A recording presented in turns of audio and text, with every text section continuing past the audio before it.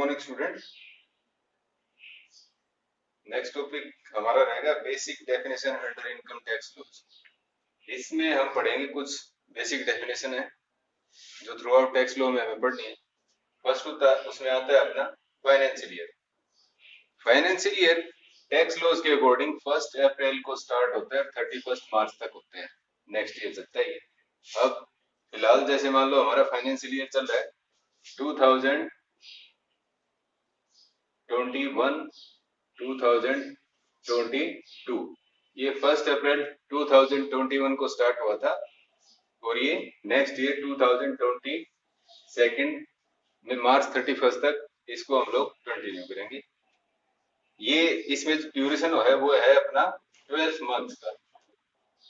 Tax purpose के लिए 12 month का जो ड्यूरेशन है वो इसमें पूरा है। नॉर्मल जो अपनी ईयर्स है वो 1 जन से 31 दिसंबर तक है, लेकिन टैक्स पर्पज के लिए अपना फाइनेंशियल ईयर 1 अप्रैल से लेके 31 मार्च तक उसमें कैलकुलेशन करते हैं। नेक्स्ट इसमें आता है अपना प्रीवियस ईयर। प्रीवियस ईयर और असेसमेंट ईयर। प्रीवियस ईयर वो भी ईयर है जिसके अंदर हमारी कुछ अर्निंग है, हमने इनकम कमाई थी, कुछ प्रॉफिट कमाया था, उसको बोलते हैं हम लोग प्रीवियस ईयर। असेसमेंट ईयर वो है जिसके अंदर हमें उसका टैक्स पे करना है। अब सपोज करो असेसमेंट ईयर चल रहा है फिलहाल 2021-22 और इसका इमीडिएट प्रीवियस ईयर कौन सा होगा 2021। तो ये जो 12th मंथ का ड्यूरेशन है इसके अंदर हमारी इनकम है और उसकी टैक्स की असेसमेंट अब होगी।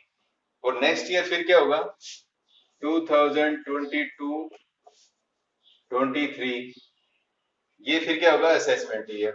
और इसके लिए प्रीवियस ईयर का कौन बन जाएगा 21-22 का जो 12 मंथ का ड्यूरेशन था अपना फाइनेंशियल ईयर ये था, ये इसके लिए प्रीवियस ईयर बनेगा।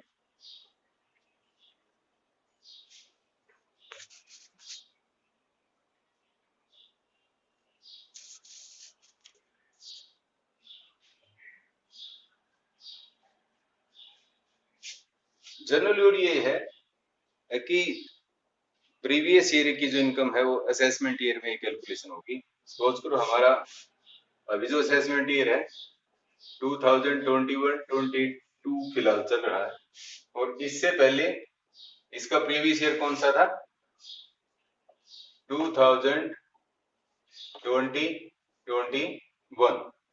ठीक है, 2020-21 अपना प्रीवियस ईयर था, असेसमेंट ईयर 21-22 है। जनरल रूल ये है कि प्रीवियस ईयर में हम अर्न करते हैं और असेसमेंट ईयर में उसका टैक्स पे करते हैं, लेकिन इसकी कुछ एक्सेप्शंस है। एक्सेप्शन इसी में दी हुई है एक्ट के अंडर ही।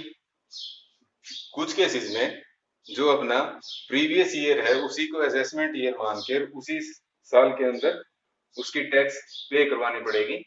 वो कुछ प्रोविजंस हैं। फर्स्ट है उसमें section 172, income of non resident SSC from shipping business. किसी का शिपिंग का बिजनेस है और 172 के अंडर कवर होता है, तो उन केसेस में क्या है कि वो जिस साल यहाँ पे शिप आई थी, कार्गो शिप होती है नॉर्मली, तो वो शिप लोडिंग अनलोडिंग जब भी हुई उसी ईयर के अंडर उनको अपने टैक्स यहाँ से 172 के अंडर पे करना है। ये प्रोविजन 172 के अंडर है। सेकंड इसमें आता है पर्सन परमानेंटली लिविंग इंडिया।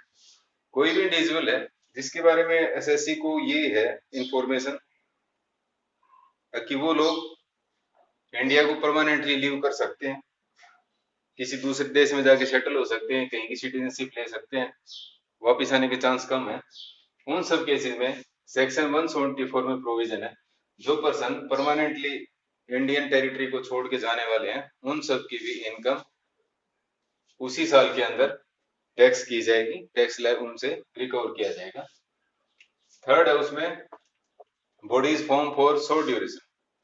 वो बॉडियां कॉर्पोरेट बॉडीज बनती हैं, कुछ फॉर्म्स बनती हैं जो एक पर्टिकुलर शॉर्ट ड्यूरेशन के लिए होती है।